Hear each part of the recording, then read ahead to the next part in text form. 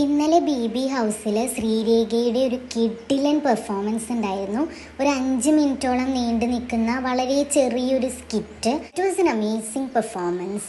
സത്യം പറഞ്ഞു കഴിഞ്ഞാൽ ശ്രീരേഖയുടെ സിനിമകളോ സീരിയൽസോ ഞാൻ അധികം കണ്ടിട്ടില്ല. അതുകൊണ്ട് തന്നെ ശ്രീരേഖ ഇത്രയും നല്ല ആക്ട്രസ് ആണ് എന്ന് എനിക്ക് അറിയുന്നുണ്ടായിട്ടില്ല. പിന്നീട് അന്വേഷിച്ചപ്പോഴാണ് അറിഞ്ഞത് 2021 ബെസ്റ്റ് ക്യാരക്ടർ ആക്ട്രസിനുള്ള അവാർഡ് കിട്ടിയിരിക്കുന്നത് ശ്രീരേഖയ്ക്കാണെന്ന്.